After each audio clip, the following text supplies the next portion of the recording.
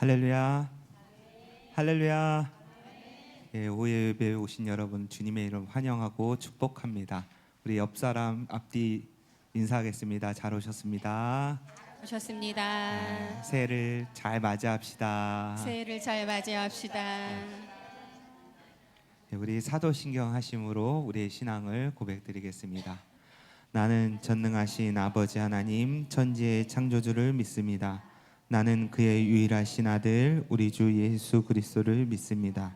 그는 성령으로 잉태되어 동정녀 마리아에게서 나시며 본디오 빌라도에게 고난을 받아 십자가에 못 박혀 죽으시고 장사된 지 사흘 만에 죽은 자 가운데서 다시 살아나셨으며 하늘에 오르시어 전능하신 아버지 하나님 우편에 앉아 계시다가 거기로부터 살아있는 자와 죽은 자를 심판하러 오십니다.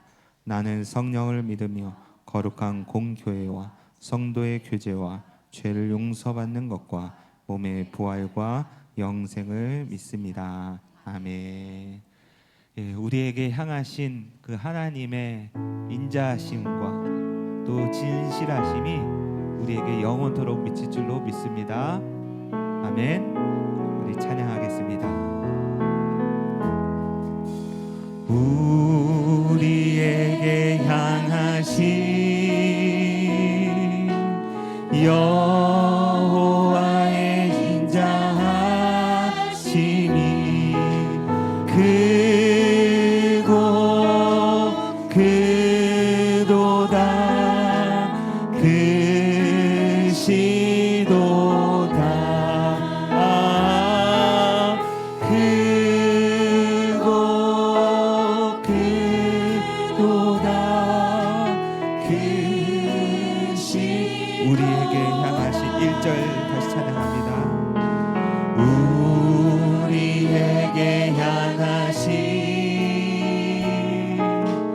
여호와의 인자하심이 크고 크도다 크시도다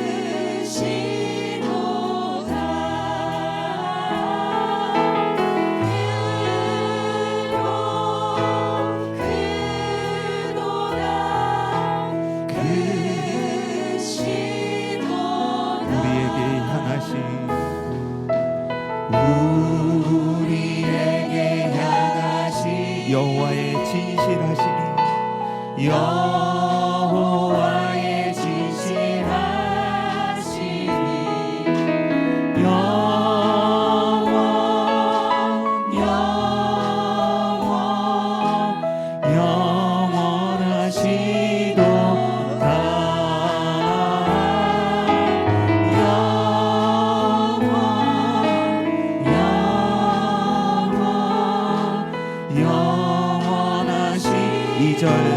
우리에게 향하신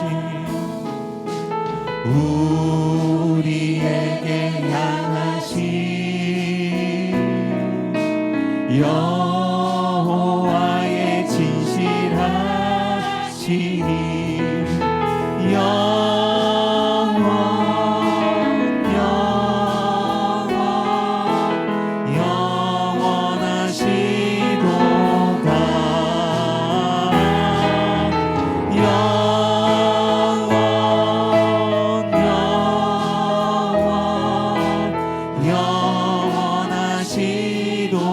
크고 크도다 크고 크도다 크시도다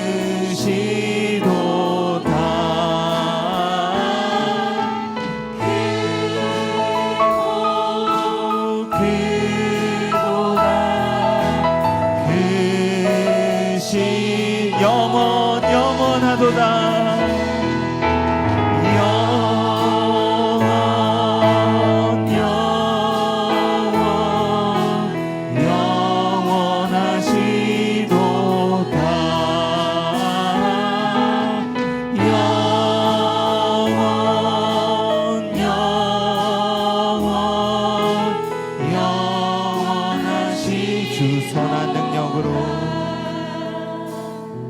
주 주 선한 능력으로 안으시네. 그 크신 발로 나를 부시네. 절망 속에 흔들리지 않고 사랑하는 주 얼굴 구 선한 능력으로 일어서리. 주만을 지어리 믿음으로 우리 고대하네 주 오실 그날 영광의 새날을 맞이하리. 다시 한번 찬양합니다. 주 선한 능력으로 안으시네. 그 크신 발로 날 붙드시네. 절망 속에도 흔들리지 않고 사랑하는 주 얼굴 구하리. 선한 능력으로 일어서리. 주만을 지하리 믿음으로. 우리 고대하네 주 오실 그날 영광의 새날을 맞이. 이전의 괴로운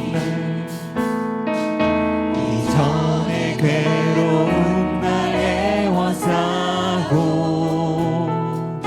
고난의 길을 걷는다 해도 주님께 모두 맡긴 우리 영혼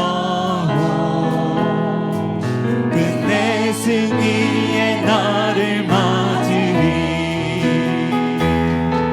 선한 능력으로 일어서리. 주만을 지어리 믿음으로. 우리 고대하네 주 오실 그날 승리의 새날을 맞이. 주님이 마신 고난의 승자는 우리도 감사하며 받으리. 주님의 남은 고난 채워가며 예수와 복음 위해 살리라. 선한 능력으로 일어서리. 주만을 지어리 믿음으로. 우리 고대하네 주 오실 그날 승리의 새. 2절 찬양합니다. 이전의 괴로운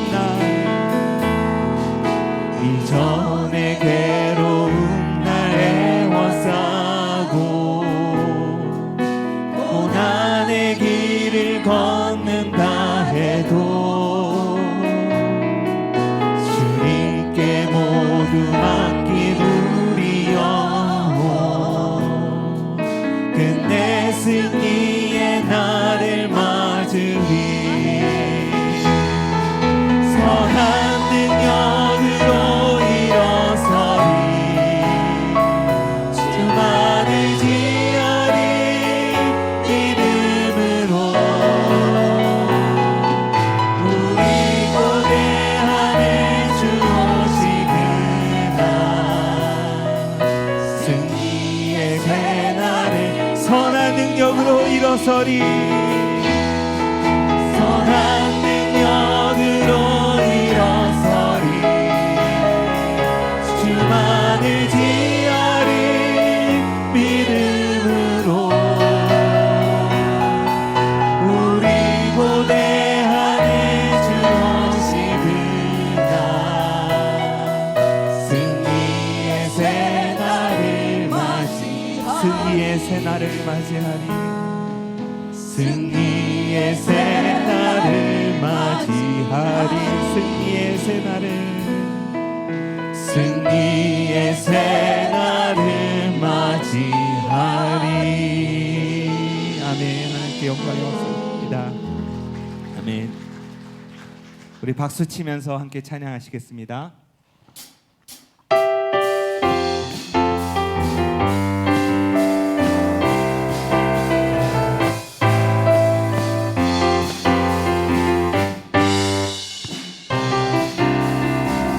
복음 들고 산을 넘는 자들의 발길, 아름답고도 아름답도다.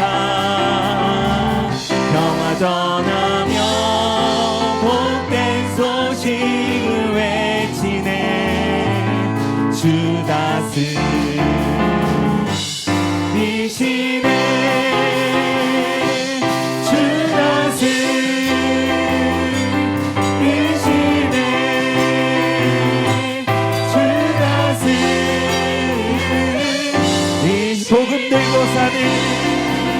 복음 들고 산을 넘는 자들의 발길, 아름답고도 아름답도다. 평화 전하며 복된 소식을 외치네. 주 다스리시네. 주 다스리시네. 주 다스리시네.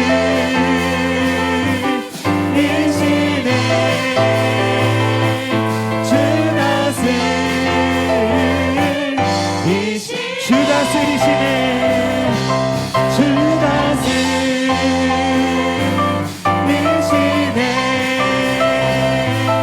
주 다스리. 아름다운 마음들이 모여서,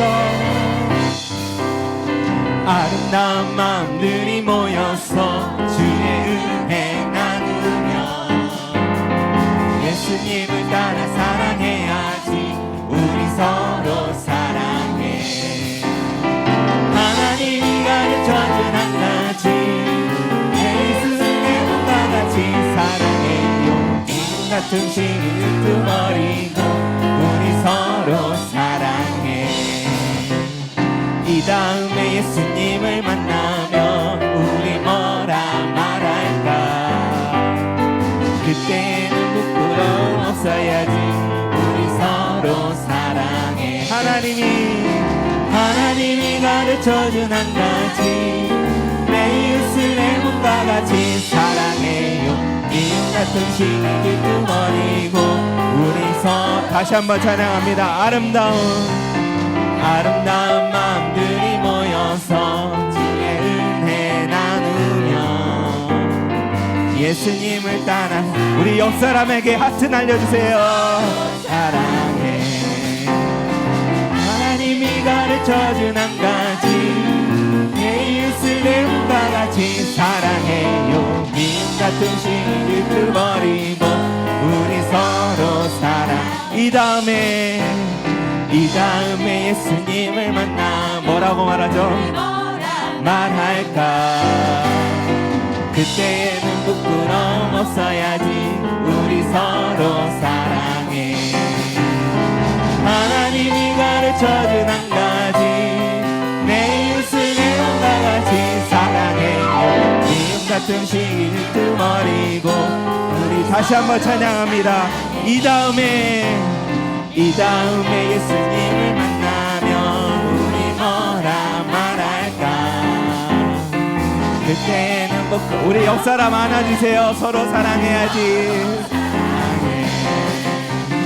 하나님이 가르쳐준 한 가지, 내 이웃을 내 몸과 같이 사랑해요.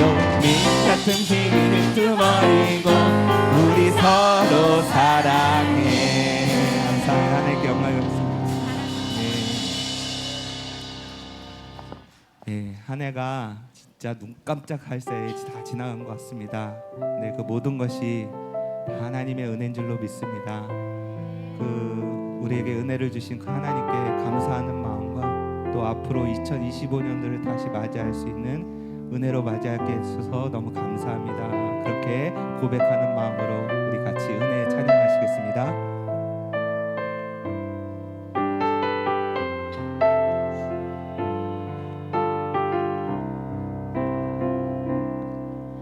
내가 누려왔던 모든 것들이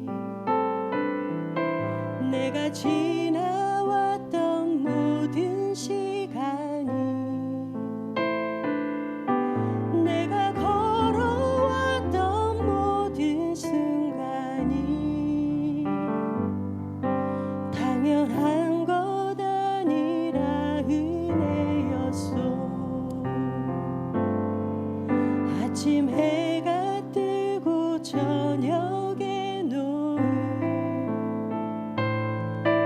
봄의 꽃향기와 가을의 열매 변하는 계절의 모든 순간이 당연한 것 아니라 은혜였소. 모든 것이 은혜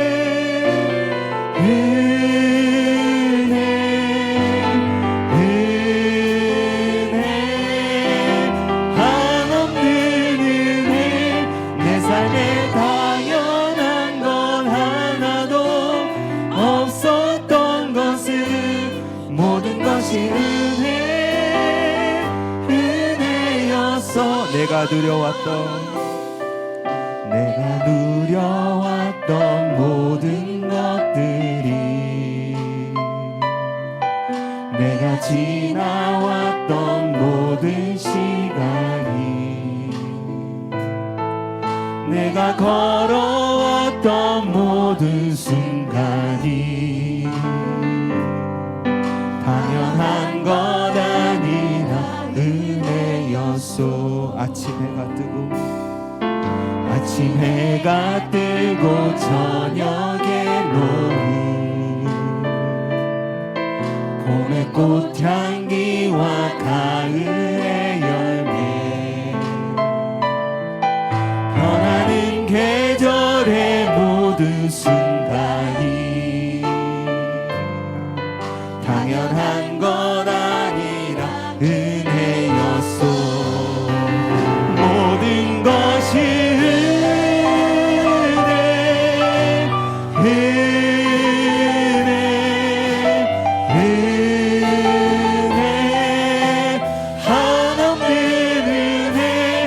삶에 당연한 것 하나도 없었던 것은 모든 것이 은혜여. 내가 이 땅에 태어나 사는 것 내가 이 땅에 태어나 사는 것 어린아이 시절과 지금까지 숨을 쉬며 살며 꿈을 꾸는 삶 당연한 것 아니라 은혜였소. 내가 하나님의 자녀로 살며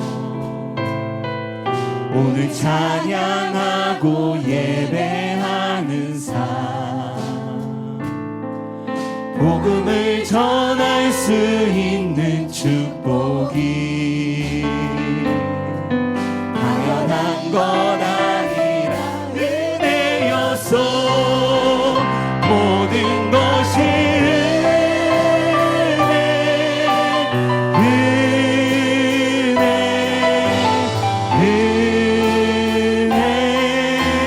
한없는 은혜 내 삶에 당연한 것 하나도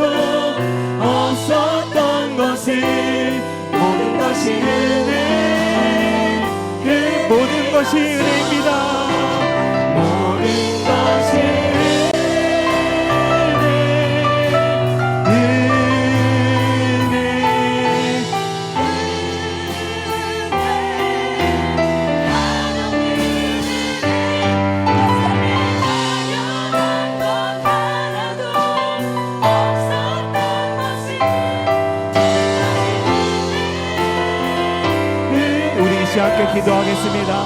하나님, 우리에게 주신 은혜를 세상 가운데 흘려보내며 하나님의 그 영광과 나라를 위해 살아갈 수 있는 우리 모두가 되게 하여 주시옵소서. 하나님, 2024년도를 맞이하는 게 엊그제 같은데 이제 2025년도를 앞두고 있습니다. 하나님, 우리 마음에 헌 것들은 다 예수 그리스도의 십자가의 벌로 씻겨주시고 이제 새로운 피조물이 되어서 더욱더 주님 앞에 새로운 모습으로 나갈 수 있는 우리 모두가 되게 해달라고 이 시간 말씀 전하시는 담임 목사님 성령의 두루마리를 입혀주시고 함께 해달라고 이 시간 함께 주여 외치는 기도하겠습니다. 주여! 아버지 하나님 감사합니다. 오늘도 주님 앞에 나왔습니다. 아버지 하나님 나온 십자가의 나라 함께 해주시옵소서. 아버지 하나님 주여 인도하여 주시옵소서. 하나님의 능력으로부터 주시옵소서. 오 주여 아버지 하나님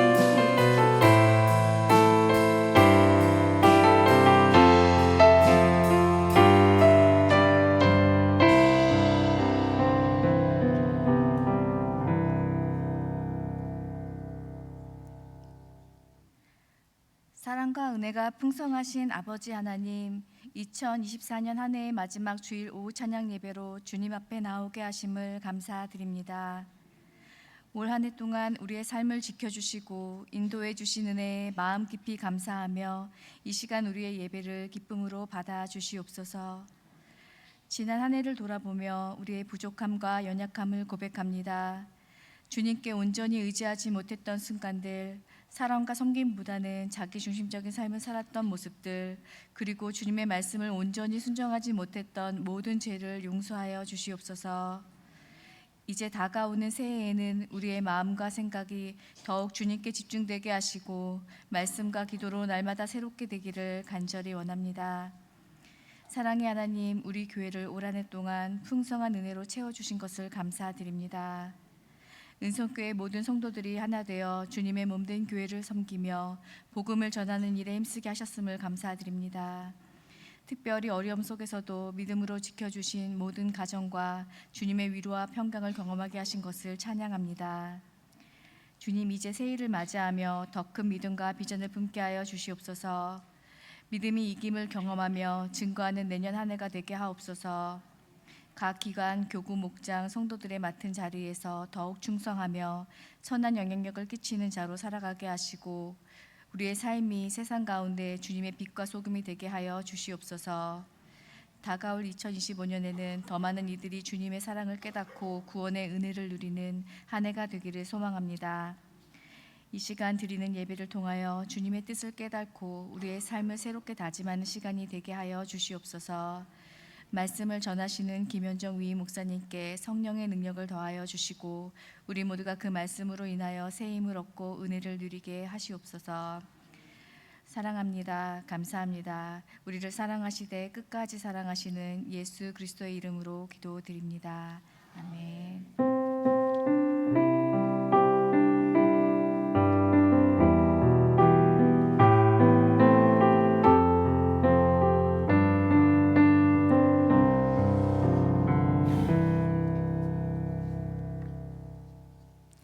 할렐루야. 한 가지 더 기도하고 우리가 오늘 말씀 나누겠습니다. 하루 종일 교회에 있어서 저도 아까 점심 먹고 나서 늦게 알았는데 부안에 있는 공항에서 비행기 사고가 있었지요. 방콕에서 들어오는 비행기가 새와 충돌했다고 하는데 그래서 비상 착륙했는데 큰 사고가 났습니다. 181명 타고 있던 비행기가 2명만 살고 나머지는 다 사망으로 추정된다고 합니다. 아마 생존자들 구하기가 어려울 것 같은 그러한 뉴스들을 제가 보다가 왔습니다. 큰 사고가 연말에 갑자기 생겨서 안 그래도 어수선한 이때에 모든 사람들의 마음 가운데 낙심이 될 것 같습니다. 오늘 9시 조금 넘어서 사고가 났다는데 저도 아까 3부 예배 마치고 점심 먹고 나서 알았거든요. 여러분들도 아마 모르고 지금까지 있었을 것 같은데 사고가 잘 수습될 수 있도록 또 생존자가 있으면 빨리 또 구조받을 수 있도록 또 모든 사고 이후에 필요한 조치들 잘 될 수 있도록 또 모든 유족들 잘 위로할 수 있도록 또 그렇게 기도해야 될 것 같고, 나라가 어수선하고 또 경기가 안 좋고 환율들도 그렇고 전국이 불안정하니까 사실 여러 가지 투자도 떨어지고 있는 나라의 모습 속에서 또 항공기 사고까지 있으니까 안팎으로 더 위축될 수 있을 것 같습니다. 슬픔의 일들을 잘 이겨낼 수 있는 먼저 우리의 내적인 그러한 안정감이 있어야 될 것 같고, 또 우리가 내적으로 안정돼야지 또 밖으로도 이 슬픔을 감당할 수 있는 힘을 얻을 수 있을 것 같습니다. 그래서 여러분들 같이 기도해 주시고 또 저희들도 상황 보면서 또 같이 어려운 분들 위해서 또 도울 수 있는 것들은 좀 도울 수 있는 방안들도 마련하고, 저희가 전도헌금이나 아니면 선교헌금에서 조금 도울 수 있는 방안들 찾아보고 이렇게 해서 저희도 함께 그 일 가운데 동참했으면 좋겠다라는 생각이 듭니다. 하나님, 그 사고 현장 가운데 하나님 함께 하셔서 모든 것들이 잘 수습되게 하여 주시고, 또 우리가 기도하게 하여 주셔서 기도를 잊지 않게 해주시고, 또 하나님 살아있는 사람이 있으면 빨리 구조될 수 있도록 인도해 주시고, 또 빨리 이 사고가 잘 수습될 수 있도록 인도해 달라고 이 시간 부안공항 사고를 위해서 우리 하나님 앞에 좀 기도하는 시간 하도록 하겠습니다. 기도하겠습니다. 하나님 아버지,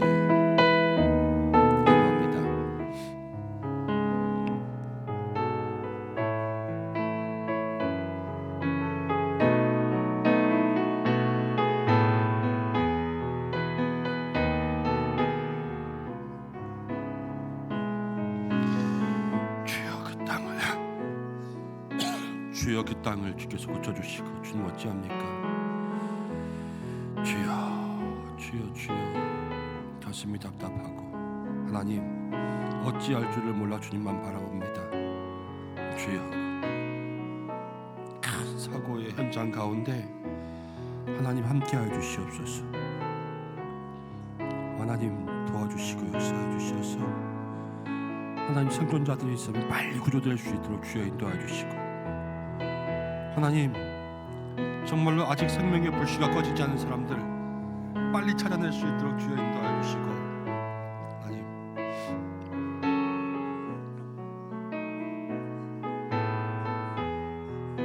주여 이 사고가 잘 수습될 수 있도록 인도하여 주시고, 하나님 안과 밖으로 어려울 때입니다. 우리의 마음과 생각으로 우리의 육체로 어려울 때입니다. 주여 희망의 소식들 허락하여 주시옵소서.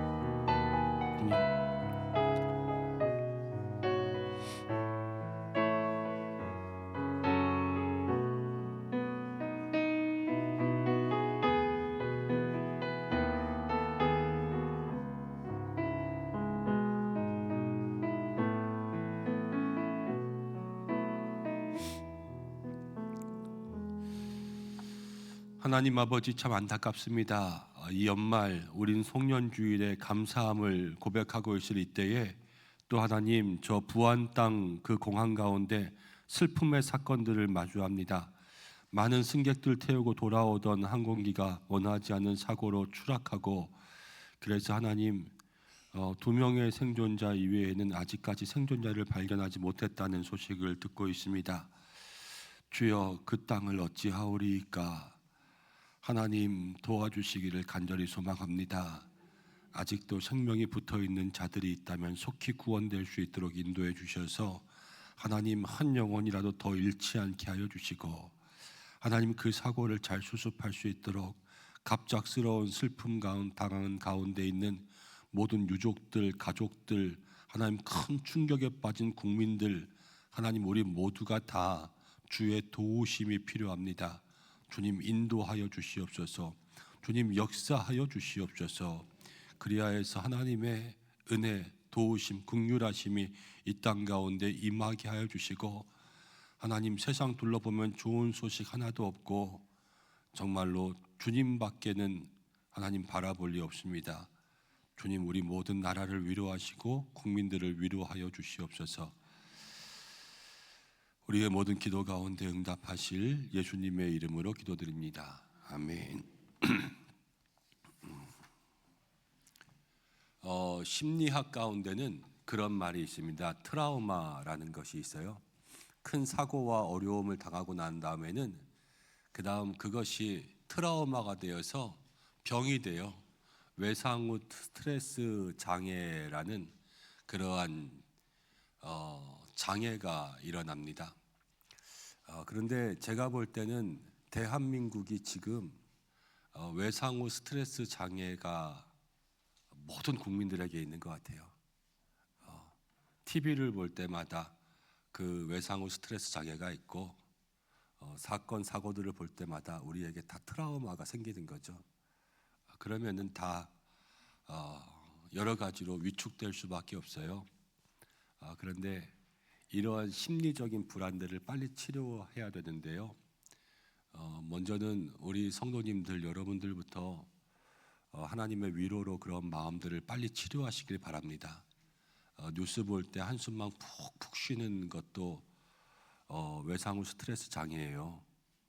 그런데 뉴스를 보면서 마음 가운데 주여 소망 가지면서 기도하고 이렇게 할 수 있는 마음으로 바꾸고, 또 어려운 사건들 바라볼 때마다 힘들고 눈물 나고 안타까운데 그 속에서 다시 한번 기도로 바꿀 수 있는 마음이 시작될 때 그리스도인들의 마음 안에 평안이 있고 그 평안이 흘러가게 될 줄로 믿습니다. 우리 성도들에게 그러한 은혜가 있고 이 땅 가운데 그러한 은혜가 전해지기를 소망합니다. 말씀 보겠습니다. 사도행전 20장 말씀, 사도행전 20장 말씀 성경 우리가 먼저 읽고 오늘 바울의 3차 전도 여행은 좀 짧게 하고 기도하고 오후 예배 마무리할 수 있도록 하겠습니다. 사도행전 20장 17절부터 37절까지입니다.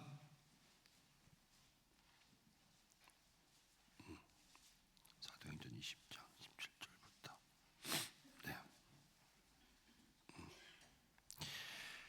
17절부터 17절부터 35절까지 읽겠습니다. 한 절씩 교독합니다. 바울이 밀레도에서 사람을 에베소로 보내어 교회 장로들을 청하니 오매 그들에게 말하되 아시아에 들어온 첫날부터 지금까지 내가 항상 여러분 가운데서 어떻게 행하였는지를 여러분도 아는 바니 곧 모든 겸손과 눈물이며 유대인의 관계로 말미암아 당한 시험을 참고 주를 섬긴 것과 유익한 것은 무엇이든지 공중 앞에서나 각 집에서나 거리낌이 없이 여러분에게 전하여 가르치고 유대인과 헬라인들에게 하나님께 대한 회개와 우리 주 예수 그리스도께 대한 믿음에 증언한 것이라.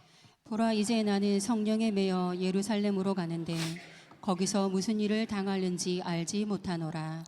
오직 성령이 각성해서 내게 증언하여 결박과 환난이 나를 기다린다 하시나 내가 달려갈 길과 주 예수께 받은 사명 곧 하나님의 은혜의 복음을 증언하는 일을 마치려 하면은 나의 생명조차 조금도 귀한 것으로 여기지 아니하노라. 보라 내가 여러분 중에 왕래하며 하나님의 나라를 전파하였으나 이제는 여러분이 다 내 얼굴을 다시 보지 못할 줄 아노라. 그러므로 오늘 여러분에게 증언하거니와 모든 사람의 피에 대하여 내가 깨끗하니 이는 내가 꺼리지 않고 하나님의 뜻을 다 여러분에게 전하였음이라. 여러분은 자기를 위하여 또는 온 양떼를 위하여 삼가라. 성령이 그들 가운데 여러분을 감독자로 삼고 하나님이 자기 피로 사신 교회를 보살피게 하셨느니라. 내가 떠난 후에 사나운 이리가 여러분에게 들어와서 그 양떼를 아끼지 아니하며 또한 여러분 중에서도 제자들을 끌어 자기를 따르게 하려고 어드러진 말을 하는 사람들이 일어날 줄을 내가 아노라. 그러므로 여러분이 일깨어 내가 3년이나 밤낮 쉬지 않고 눈물로 각 사람을 훈계하던 것을 기억하라. 지금 내가 여러분을 주와 및 그 은혜의 말씀에 부탁하노니 그 말씀이 여러분을 능히 든든히 세우사 거룩하게 하심을 입은 모든 자 가운데 기업이 있게 하시리라. 내가 아무의 은이나 금이나 의복을 탐하지 아니하였고 여러분이 아는 바와 같이 이 손으로 나와 내 동행들이 쓰는 것을 충당하여 38절까지 다 읽겠습니다. 범사에 여러분에게 모본을 보여준 바와 같이 수고하여 약한 사람들을 돕고 또 주 예수께서 친히 말씀하신 바 주는 것이 받는 것보다 복이 있다 하심을 기억하여야 할지니라. 이 말을 한 후 무릎을 꿇고 그 모든 사람들과 함께 기도하니 다 크게 울며 바울의 목을 안고 입을 맞추고 다시 그 얼굴을 보지 못하리라 한 말로 말미암아 더욱 근심하고 배에까지 그를 전송하니라. 아멘. 오늘 바울의 3차 전도 여행, 우리가 바울의 1차, 2차, 3차 전도 여행을 조그만 책으로 만들어서 그때 공부했었는데 11월 달에 시작했는데 바로 연달아서 좀 끝내려고 했는데 마지막 하나를 남겼더니 11월 말 임직식하고 또 12월 달에 계속 행사들이 있고 그러면서 그거를 다 하지 못하고 여기까지 오게 되었어요. 그래서 12월 마지막 주에 바울의 3차 여행 잠깐 우리가 함께 묵상하고 끝내려고 합니다. 올 한 해를 지내오면서 시작할 때는 우리가 은혜가 더하여 넘치는 교회, 그래서 고린도 후서 말씀을 가지고 세일의 새벽 기도에 시작해서 1월 달까지 왔습니다. 그리고 금요일 우리가 심야 기도회 때는 3월 달부터 시작해가지고 그리고 지난주에 딱 마쳤는데 요한계시록 전체 한 권을 다 묵상했고 그 다음 3, 4, 5, 6월 달까지는 우리가 주제에 따라서 매주 좀 다른 말씀들 묵상하다가 하반기 시작하면서 여호수아서 묵상해가지고 여호수아서를 한 권 다 오늘까지 24장까지 있는데 23장, 24장 내용이 비슷해서 23장으로 이제 마무리를 하게 되었습니다. 올 한 해 우리가 말씀 따라서 살면서 고린도 후서, 요한계시록, 또 여호수아서 이렇게 세 권의 책 가지고 함께 묵상하고 중간중간 주신 말씀들도 있고 중보기도 학교도 하고 또 이렇게 바울의 전도여행 통해서 또 함께 말씀 나누면서 마무리합니다. 시간 말씀을 따라가는 것이 중요하고 또 받은 말씀들 우리가 다 기억하지는 못하지만 그때가 다 마음속에 채워서 두고 있으면 그게 우리의 삶에 하나님 주시는 인생의 이정표가 되고 여러분들을 성숙하게 하는 그러한 은혜가 될 줄로 믿습니다. 내년에도 일단은 시작할 때는 우리가 믿음이 이긴다 그래서 사도행전 1장부터 28장까지 이제 21일 동안 그걸 다 할 거예요. 그래서 그거는 빨리빨리 지나갔지만 어쨌든 믿음으로 모든 교회가 핍박받았지만 교회는 사라지지 않았어요. 교회가 이겼던 그러한 말씀들 가지고 내년도 한 해 우리가 승리할 수 있는 말씀 붙들고 나갈 테니까 여러분들 거기에 마음 꽉 붙들어 매셔서 새해 1월 달 말씀 붙들고 살 수 있도록 하시고 또 내년에도 계속해서 우리에게 주시는 그 말씀 따라서 갈 수 있는 은혜가 있었으면 좋겠습니다. 바울의 3차 전도여행은요 몇 가지 이야기만 좀 나누고 간략하게 좀 정리하려고 합니다. 여러분들 지도 보시면 알겠지만 바울이 이제 세 번째 전도여행 하는데요. 사실 제일 오른쪽에 여러분들 가진 지도에 시리아라고 있는 곳에서 조금 올라가면 안디옥이 있잖아요. 그 안디옥에서부터 출발해서 3차 전도여행이 제일 먼 거리를 갑니다. 그래서 구브로라고 하는 지중해 위쪽에 거기에 아시아라고 써 있는 곳이 지금의 튀르키예, 터키 땅이죠. 그래서 그 소아시아 지역을 거쳐서 유럽이 마게도냐 헬라라고 하는 지역이에요. 그 당시에 그리스가 헬라 문화였고 마게도냐 지역이 유럽을 얘기하는 거였거든요. 그래서 아시아로서 마게도냐 헬라까지 거쳐서 다시 거꾸로 돌아서 예루살렘까지 돌아오는 것, 예루살렘에 들어와서 잡혀가는 그 일까지 하게 되는 게 바울의 3차 전도 여행 가운데 있습니다. 대개 이 거리를 우리가 조그만 지도로 보지만 마차를 타거나 말을 타고 아니면 배를 타고 이렇게 이동한 거리들을 다 계산하면 한 5,000km 정도 된다 그래요. 이 빨간색이 다 합치면 5,000km. 그럼 서울과 부산이 한 번 갈 때 400km니까 서울과 부산을 한 12번 정도 왔다 갔다 한 그런 거리가 되는 거죠. 그리고 바울이 3차 전도 여행에 안디옥에서 출발해서 예루살렘에 올 때까지 얼마 정도 있었냐? 한 4년 정도 있었다 그럽니다. 이 4년의 거리를 간 거예요. 그런데 4년 동안 다 여행을 한 거 아니라 이번에는 한 곳에 좀 오래 머무는 데가 있었는데 에베소라는 지역에 오래 머물렀습니다. 그래서 오래 머물면서 그 사람들을 가르친 다음에 뭐 했냐면요, 제자를 배출했어요. 제자. 그러니까 여기 한 곳에 머물러 있었지만 제자를 배출하니까 제자가 또 가르칠 거 아니에요.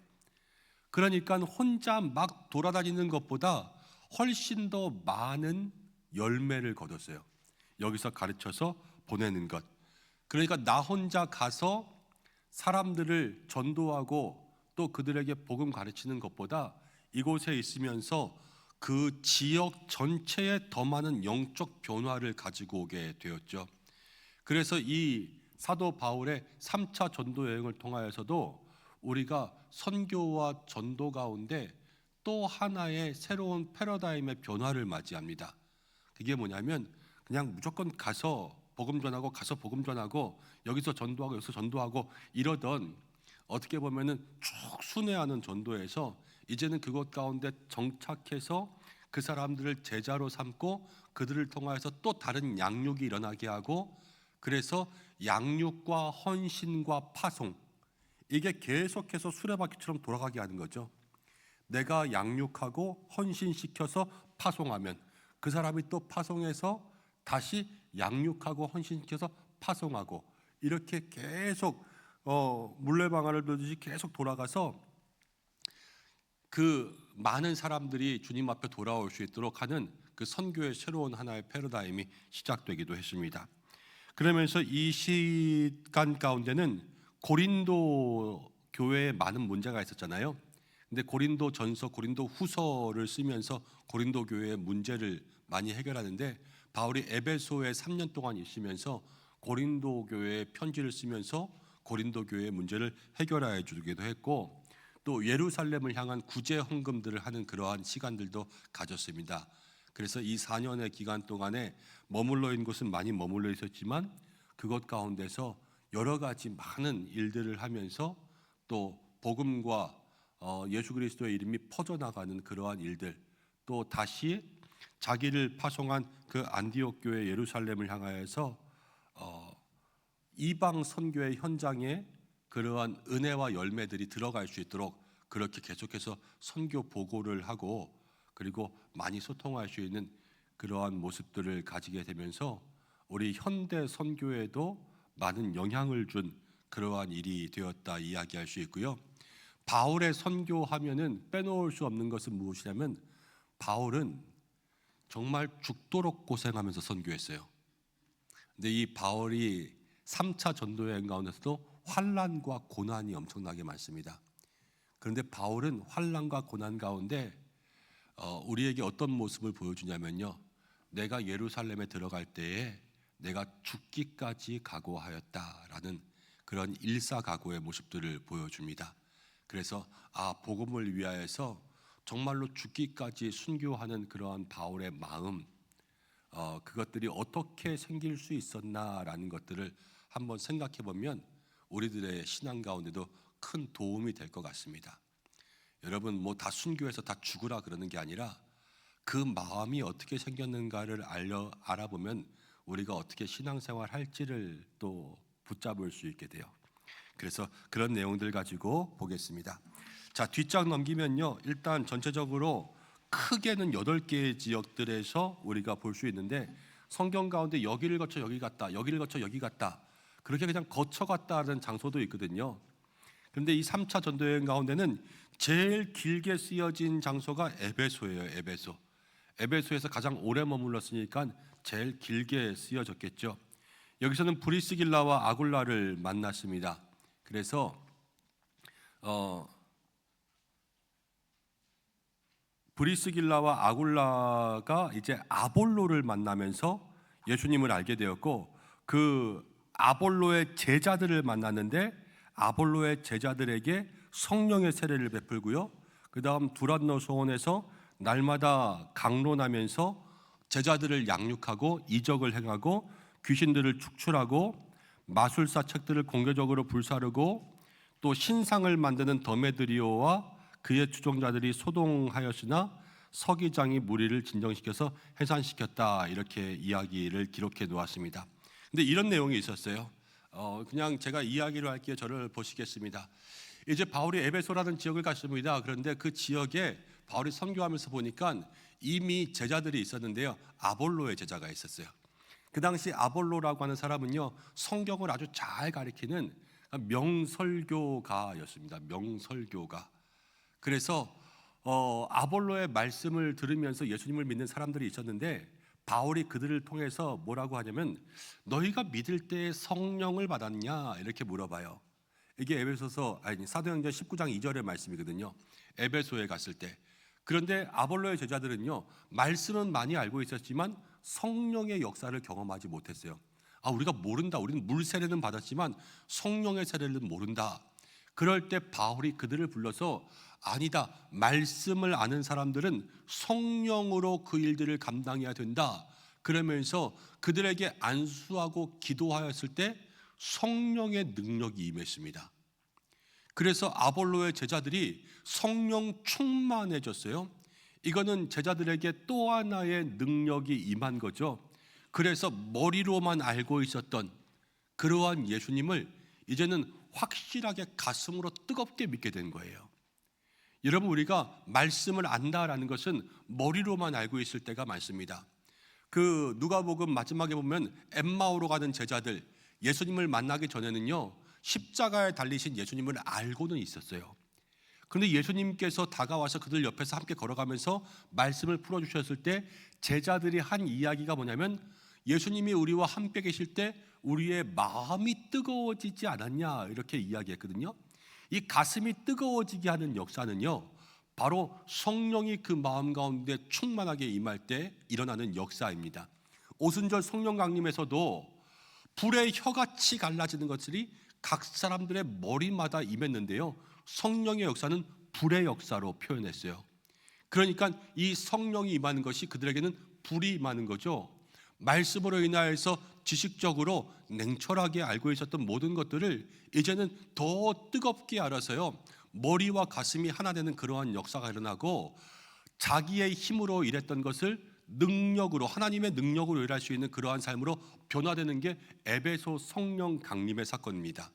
그래서 우리가 이 3차 전도여행 가운데 에베소 성령 강림은 우리에게도 말씀을 많이 안다는 것은 중요하지만 머리로만 아는 것이 아니라 늘 성도들에게는 이 말씀과 성령의 역사가 우리 가운데 있어야 되는구나 라는 것을 마음속에 기억하시면서 나에게도 성령의 충만함이 있는가, 이것들을 생각해 볼 수 있는 믿음의 성도들이 되셔야 되는 겁니다.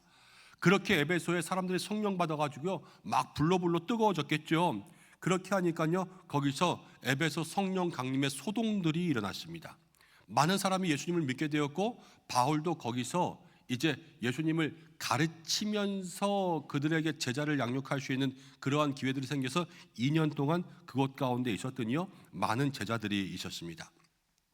여기서 우리가 해야 될 일이 무엇인지 알게 되는데요, 교회가 해야 될 일은 주님을 위하여서, 복음을 위하여서 여러분 가르치는 일, 파송하는 일 많이 해야 돼요. 특별히 여러분들에게 가르치고 배우는 일들이 많이 있기를 간절히 소망합니다.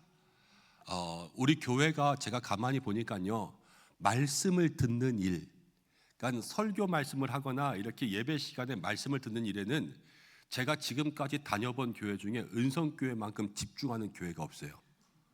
정말. 그리고 말씀을 이만큼 잘 기억하는 교회도 없고요, 예배 시간에 이렇게 눈 마주치면 눈이 반짝반짝 빛나는 성도님들도 우리 교회만한 데가 없어요. 진짜 제가 다른 교회 가끔 가봐도요, 별로예요. 교회를 별로라 그러면 안 되지만 우리 교회만한 데가 없어요. 진짜 말씀을 잘 들으세요. 그런데 한 가지 약한 것이 있다면 말씀을 체계적으로 배우는 일에 여러분 열심을 내지 않으시는 것 같아요. 말씀을 체계적으로 배우는 일이 중요합니다. 봉사하는 일 우리 교회 최고예요. 봉사 정말 교제하는 일도 잘합니다. 그런데 이 성경을 구체적으로 아주 자세하게 체계적으로 배우는 일들이 우리가 교회에서 제공해드리는 그러한 성경 양육 프로그램도 사실 좀 약하기는 하지만 또 거기에 참여하는 거는 조금 더 약해요. 그러다 보니까 가르침이 없는데요. 가만히 생각해 보세요. 옛날과 지금을 생각하세요. 옛날 부모님들은요, 소 팔아서 자식을 가르쳤어요. 그렇죠? 근데 요즘 부모님들은요, 소를 물려주려고 그래요. 그래서 네 맘대로 살으라 그래요.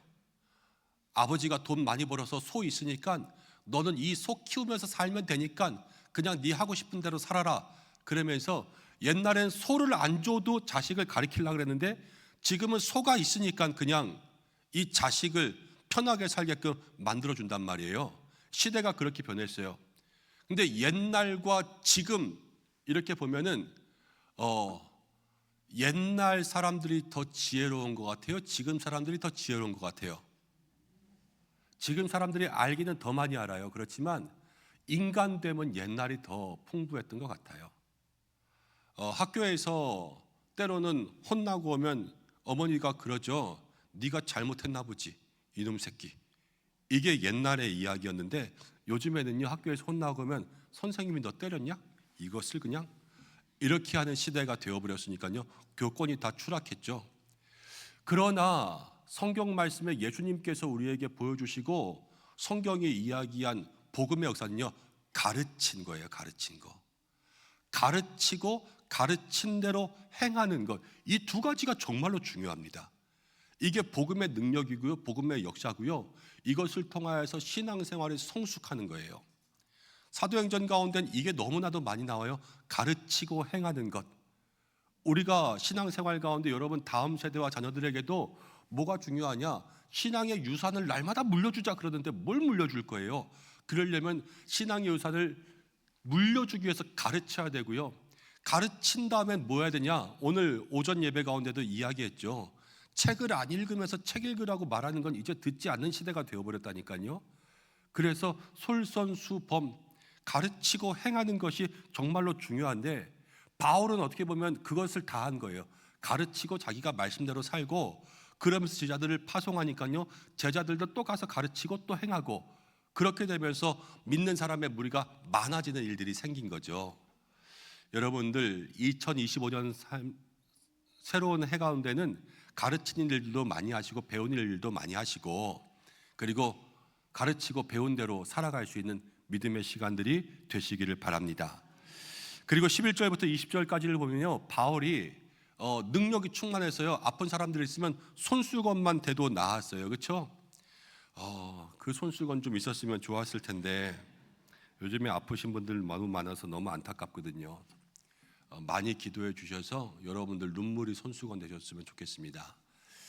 그런데 그렇게 바울의 능력을 발휘하니까 주변에 이단과 또 귀신을 섬기는 사람들이 바울을 흉내내기 시작했습니다.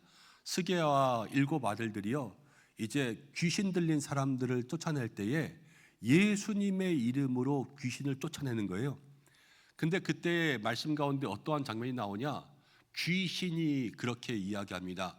내가 바울도 알고 예수도 알지만 너희들은 도무지 알지 못한다. 그러면서요, 귀신이 예수님의 이름으로 귀신을 쫓는 사람을 공격해서 이 사람들이 놀래서 그냥 벗은 몸으로 막 달려 도망치는 그러한 부끄러운 일들이 일어나게 되었어요.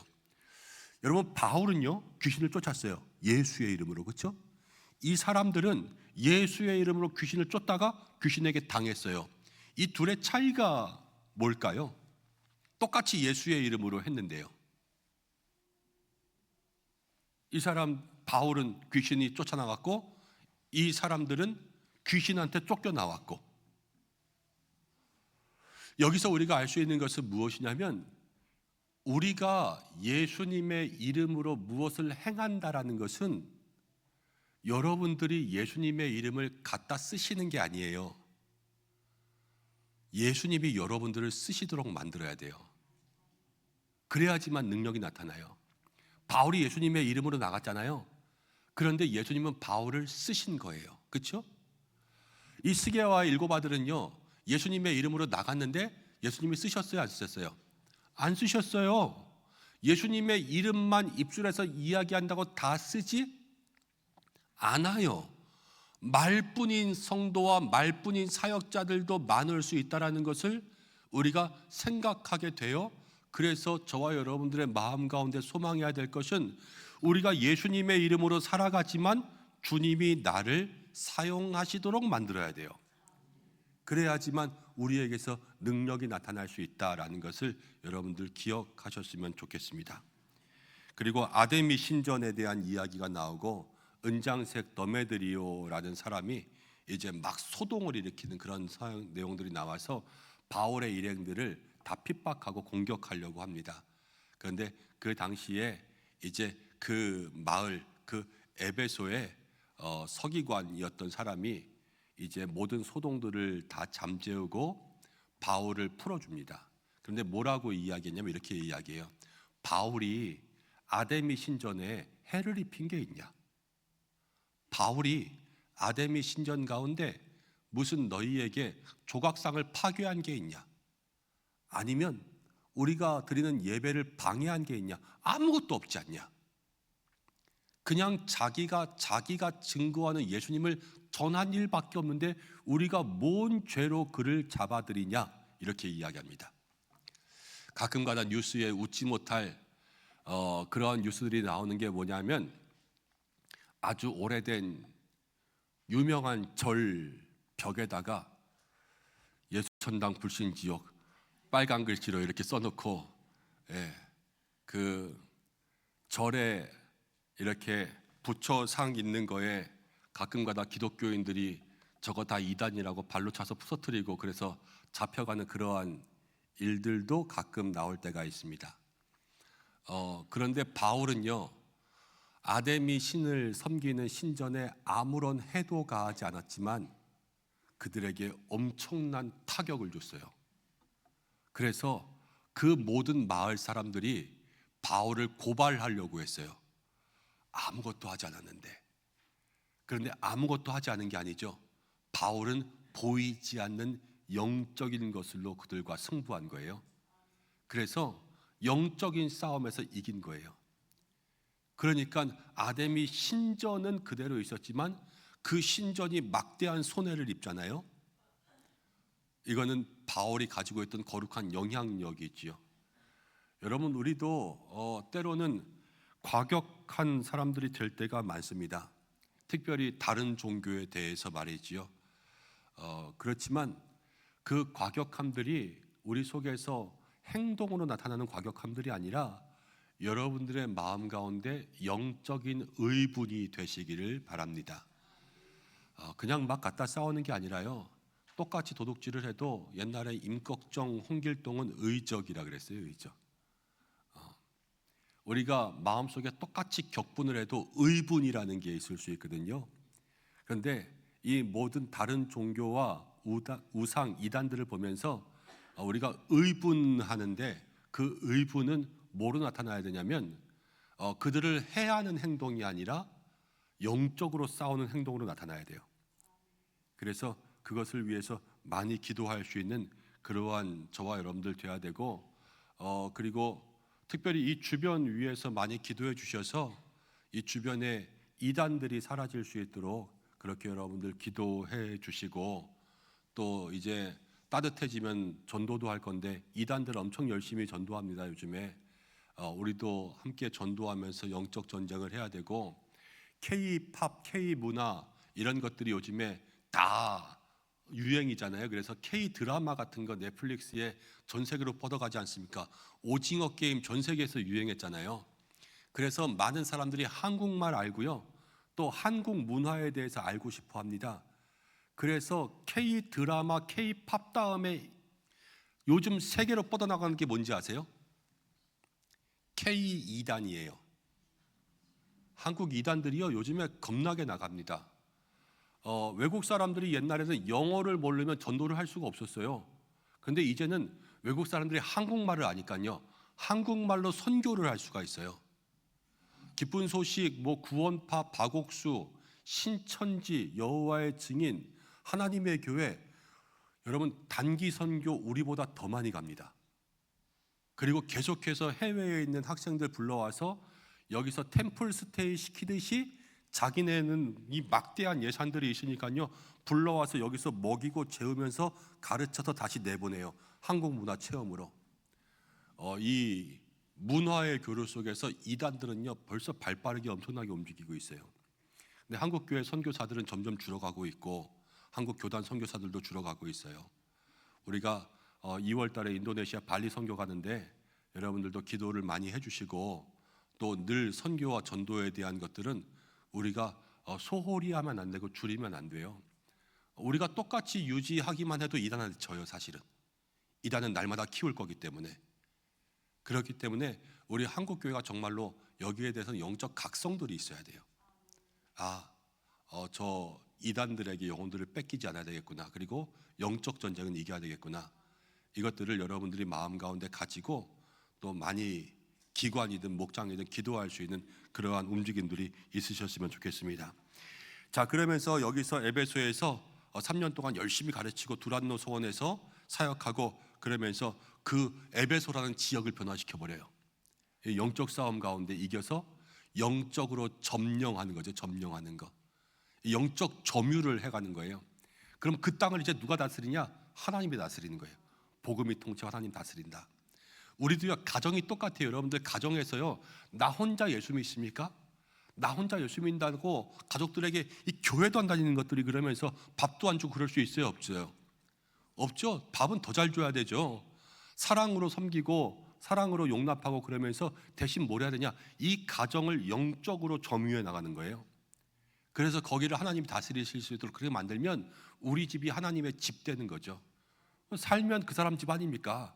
하나님이 사시면 하나님의 집 되면 우리 모든 가족들이 아직 예수 믿지 않지만 하나님의 집에 살면 언제든 변하게 되어 있지 않습니까? 그래서 그러한 마음들을 품고 영적 점유, 영적 정거를 해서 하나님께서 다스리시는 그 땅을 살아가는 여러분들 되시길 바랍니다. 에베소에서 그런 역사가 있었고요.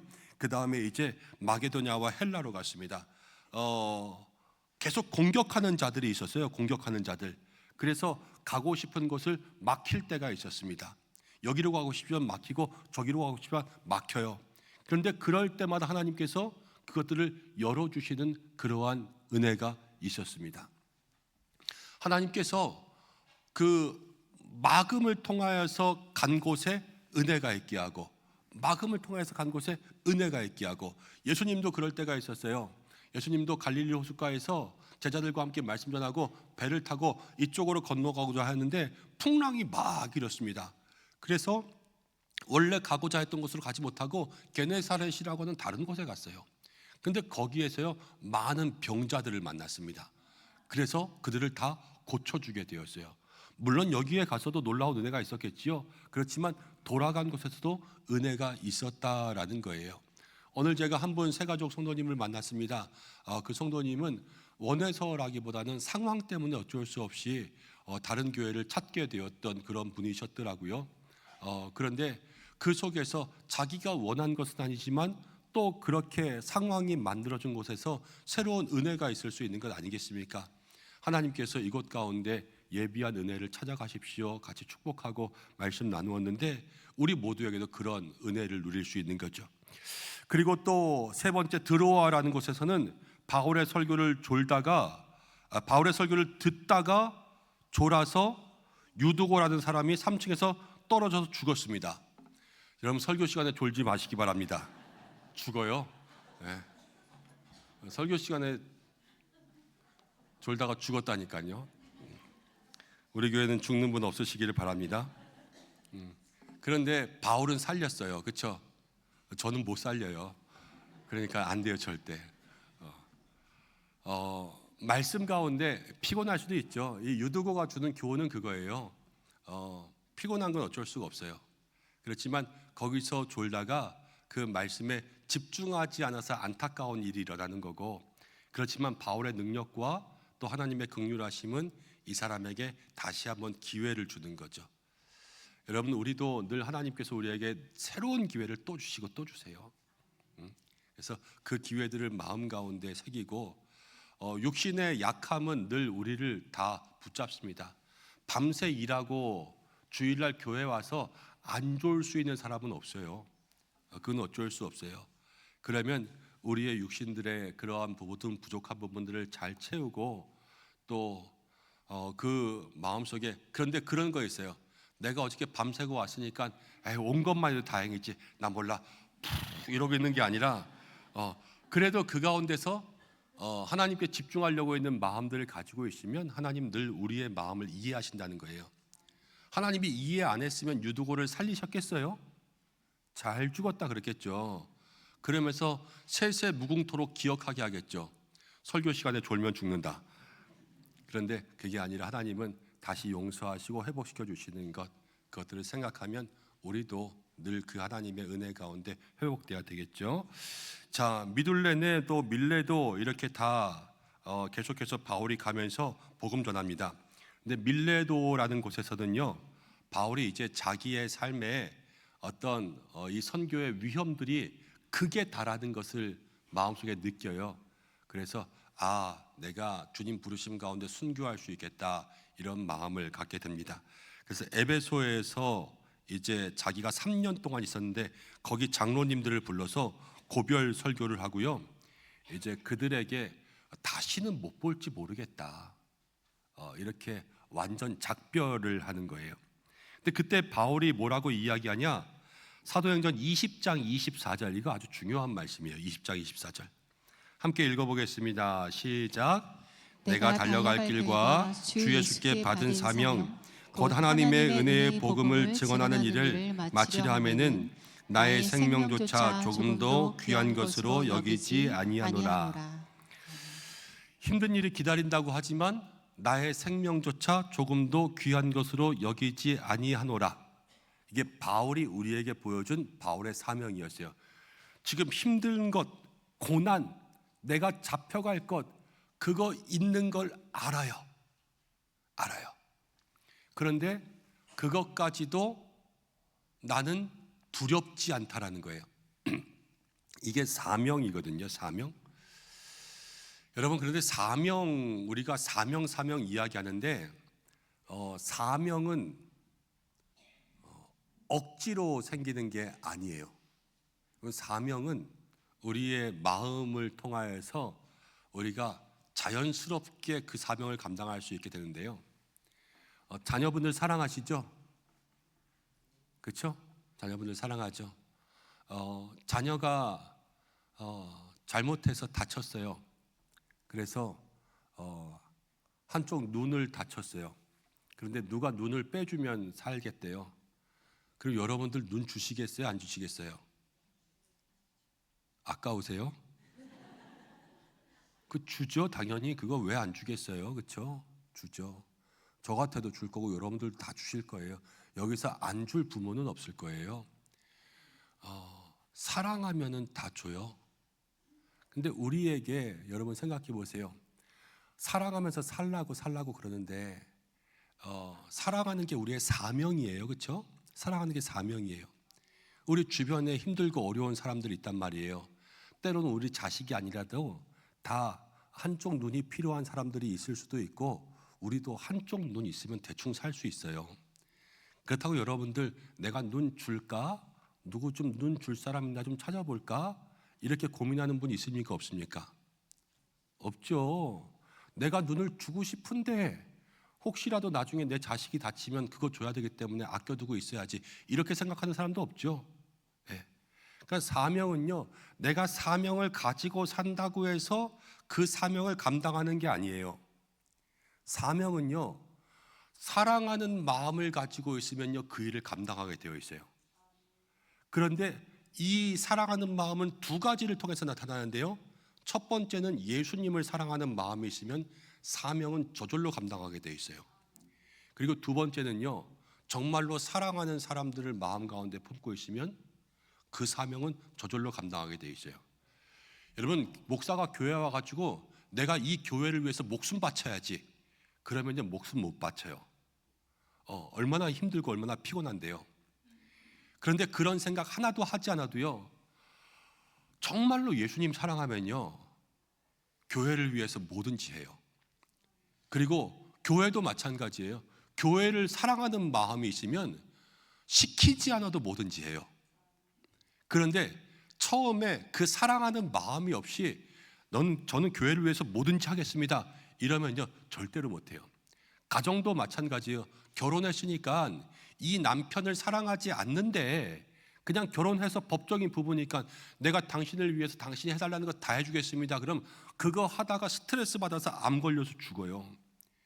그렇지만 나는 당신에게 모든 걸 해주겠습니다라는 약속을 한마디도 안 해도 그 남자를 사랑하면요 모든 것을 다 해줘요. 이게 사명의 마음이라는 거예요. 우리가 신앙생활하면서 뭐 사명 감당하자, 십자가를 감당하는 게 여러분 사명이라고 막 이야기해서 십자가 져야지, 힘든 거 해야지, 헌신해야지, 희생해야지, 이런 마음들 우리가 다 가져야 된다고 생각하지만 이거는 저절로 생기는 거예요. 사명이라는 것은 주님 우리에게 부어주시는 그 사명이, 주님을 사랑하면요 주님의 말씀 지키지 않을 수가 없고요, 교회를 사랑하면 내가 이 교회를 위해서 열심히 일하지 않을 수가 없고요, 가정을 사랑하면 내 가정을 위해서 내 눈을 빼줘도 아깝지 않고요, 또 성도를 사랑하면 저희를 위해서 내가 무엇인가 나눠주고 갖다 주어도 전혀 아깝지 않은 게, 그게 사명을 지키는 삶이죠. 우리가 사명 이야기하지만 이 사명이 저절로 우리의 삶에 이루어질 수 있는 사람들이 될 수 있도록 우리의 마음에 예수님을 향한, 교회를 향한 그 사랑들을 점검해야 되겠다, 그렇게 마음속에 생각할 수 있는 여러분들이 되시기를 바랍니다. 그러면서 두로에 갔다가 가이사라에 갑니다. 가이사라에서는 빌립 집사와 예언하는 딸들을 만납니다. 여기에서 빌립이라고 하는 신실한 사람이 살고 있었는데 그 빌립의 집에 머물게 됩니다. 이 빌립에게는 4명의 딸이 있었는데 이 4명의 딸은 결혼하지 않은 처녀들이었고 이들은 다 하나님의 특별한 은사를 받아서 예언하는 사람이었습니다. 예언한다 그래서 무슨 무상이 아니라 하나님의 일들을 예언하는 그러한 사람이었어요.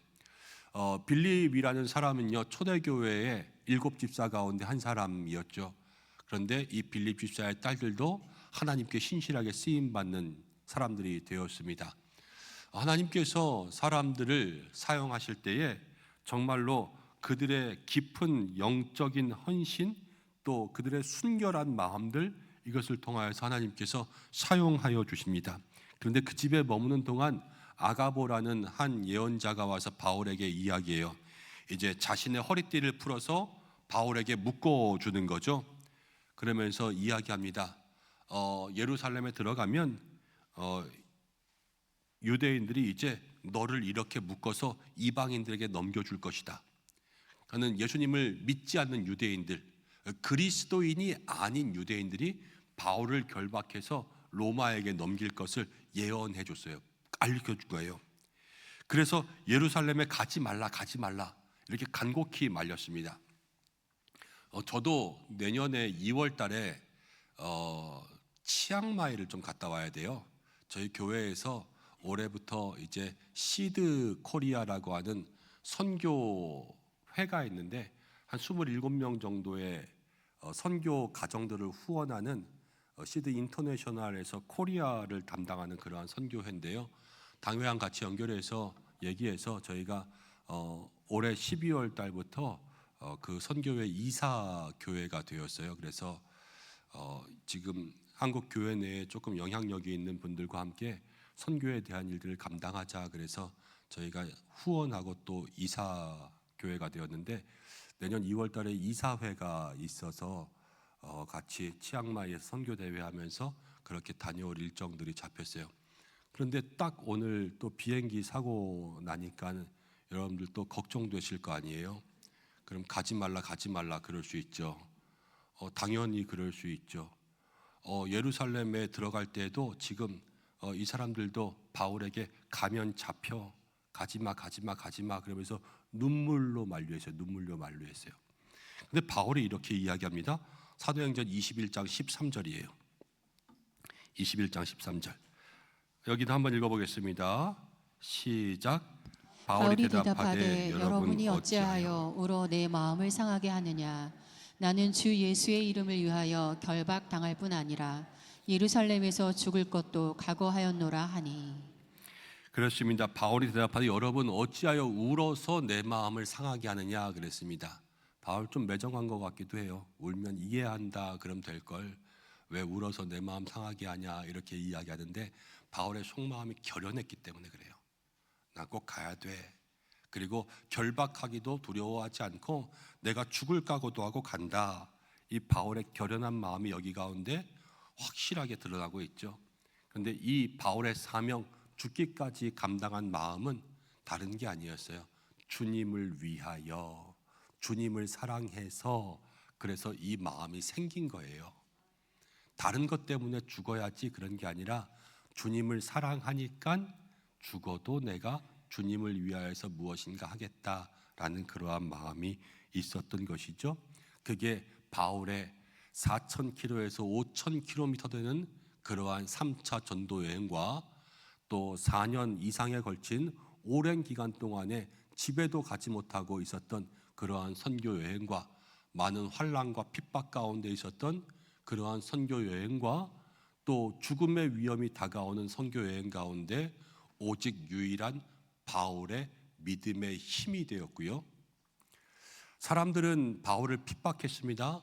또 바울을 말렸습니다. 또 가면 잡힌다 그랬습니다. 그런데 바울은 갔습니다. 여러분, 세상이 이겼습니까? 바울이 이겼습니까? 바울이 이겼어요. 바울의 고집을 꺾을 수가 없었어요. 세상에 모든 문제가 파도처럼 다가와도 여러분, 믿음이 이기는 거예요. 우리들에게도 마찬가지입니다. 어려움 다가오고 누군가 여러분들을 위협한다고 해도 바울과 같은 마음 가지고 있으면 믿음이 그거를 눌러요. 그리고 하나님께서 역사하게 되시는 거죠. 우리가 그러한 마음들 가지고 여러분, 이 말씀 다시 한번 마음 가운데 생각하고 살아갈 수 있는 믿음의 시간들 되시고, 에베소의 말씀들 기억하면서 성령의 충만함, 그리고 우리가 하나님의 이름을 갖다 쓰는 게 아니라 하나님이 우리를 가져다 쓰시도록 만들어야 된다. 그것들을 마음 가운데 기억하고, 또 하나님이 막으셔도 그 가운데 뜻이 있다 그랬죠. 막으셔도. 그리고 사명이라는 것은 억지로 하는 게 아니라 좋아서 해야 된다. 하나님 사랑해서 사명 감당하고, 그래서 힘들고 어려운 상황들이 있어도 하나님 좋아하는 마음으로 믿음으로 이길 수 있는 그러한 삶을 우리의 마음 가운데 담고 돌아가는 여러분들 되시길 바라고, 오늘 간단하게 한다 그랬는데도 꽤 오래 했네요. 사도행전을 다시 한번 볼 거라서 조금 더 이제 핵심적인 내용들은 세일의 특별 새벽 기도의 기간 동안에 할 테니까 마음 가운데 그렇게 기대하고 나오시면 좋겠습니다. 우리 말씀 붙들고 잠시 기도하겠습니다.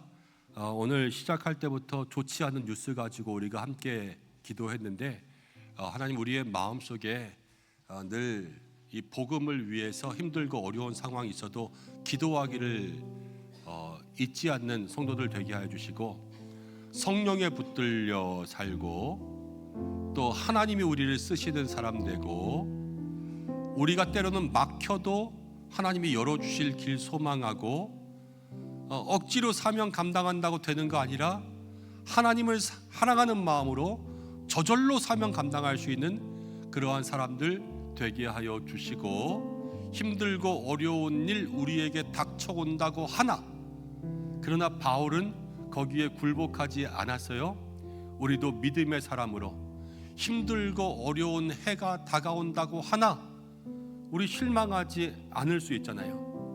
내년에 많은 문제들 다가온다고 하나 믿음은 이길 수 있지 않겠습니까? 하나님 우리에게 그러한 신앙의 삶을 살게 하여 주옵소서. 이 시간 잠시 기도하겠습니다. 하나님 아버지 고맙고 감사합니다.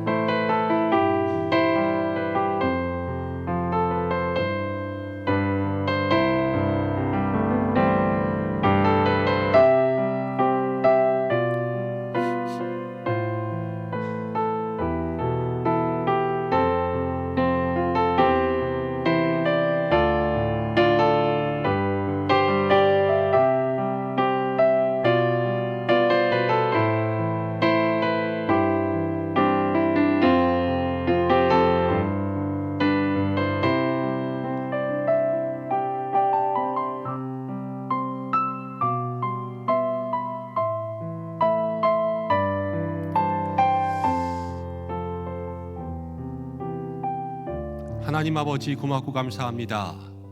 바울의 3차 전도 여행을 우리의 마음속에 다시 한번 살펴봅니다. 하나님 사랑하는 마음, 복음의 빚진 자, 오직 예수님 위하여서 5,000km가 되는 여정, 4년이 넘는 시간들, 환난과 핍박이 있고 마지막에는 자기를 결박하여 죽음에 넘겨주려는 이들이 기다리고 있었지만 바울은 그 모든 일들을 기꺼이 감당하고 믿음으로 이기며 살아갔던 모습들을 보여주었습니다. 하나님, 사랑하는 우리 성도들에게 그 은혜 나누어 주시기를 소망합니다. 아버지, 우리들에게도 늘 성령의 충만함으로 함께 하시고 억지로 하는 사명 되지 아니하고 하나님을 사랑하는 마음으로 우리에게 주시는 힘과 능력으로 감당할 수 있도록 인도하여 주시고, 하나님, 때로는 길이 막혀도 주님의 은혜 가운데 살아갈 수 있도록, 또 하나님이 우리를 사용하시도록, 또 늘 깊은 영성과 순결함으로 주님을 만날 수 있도록, 또 어떤 어려움들이 있다고 해도 주님이 함께 하시면 기꺼이 그 일을 향하여서 나아갈 수 있는 믿음의 마음들 더하여 주셔서 올 한 해 이제 마무리하고 2025년도 바라보면서 남은 시간들 한 3일 정도 남았습니다. 하나님, 다시 한번 우리의 마음을 가다듬고 믿음을 가다듬어 새해에 어떠한 일이 있든지 간에 믿음으로 이기며 나아갈 수 있는 우리 은성교회 성도들 되게 하여 주시옵소서. 안타까운 사고당한 이 땅, 주님 다시 한번 기도하오니 긍휼히 여겨주시고, 혼란스러운 나라 우리가 좌로도 우로도 치우치지 않게 하여 주시고, 연말 어려운 이때에 오직 주님만 바라는 믿음의 성도들 되게 하시고, 환우분들 있습니다. 하나님 한 분 한 분 치료하여 주시고, 올 한 해 우리 장로님들로부터 모든 재직들 수고한 손길들 하나님 다 칭찬하여 주시고, 위원회, 부서, 또 찬양대 찬양팀, 모든 우리 봉사 부서들 하나의 위원회들마다 주님 함께 하시며, 목장으로 또 기관으로 섬기신 모든 분들, 교회 안과 밖으로 섬기신 분들, 하나님께서 모든 수고한 손길들을 다 아십니다. 이 연말 다시 한번 그 마음속에 하나님의 칭찬과 격려와 위로가 있게 하여 주시고, 이름 없이 빛도 없이 사랑하는 마음으로 기꺼이 감당한 모든 영혼들 하나님께서 아실 줄로 믿사오니 주여 함께하여 주시옵소서. 예수님의 이름으로 기도드립니다. 아멘. 우리 옆에 계신 분들과 다시 한번 인사하겠습니다. 한 해 동안 수고 많이 하셨습니다. 한 해 동안 수고 많이 하셨습니다. 우리 옆에 계신 분들에게 당신 덕분에 은혜 많이 받았습니다. 당신 덕분에 은혜 많이 받았습니다. 옆에 계신 분들이 있어서 우리가 한 해 또 즐겁고 은혜로웠던 거죠. 서로 소망으로 살아갈 수 있기를 바라고, 특별히 모든 광고는 주보를 참고하시되 화요일 밤 11시 송구영신 예배 있습니다. 송구영신 예배 11시부터 시작해서요, 자정 조금 지나고 마칠 것 같습니다. 여러분들 그 자리 가운데 나오셔서 한 해의 마지막 새해 첫 시간 기도하시고, 1월 1일은 수요 오전 예배, 오후 예배 없습니다. 물론 송구영신 예배하니까 새벽 기도도 없고요. 대신 1월 2일부터 우리가 새일의 특별 새벽 기도회 하니까 여러분들 함께 해주시고, 또 우리 목장들 함께 기도하는 순서들마다 기도 제목 카드가 송구영신 예배 때부터 해서 있을 거예요. 그러면은 가져가셨다가 새일의 새벽 기도 나올 때에 목장별로 기도하는 시간에 그거 가지고 나오셔서 같이 기도하시면 좋겠습니다. 나머지 모든 광고들은 주보를 참고하시고 축도함으로 예배를 마치겠습니다.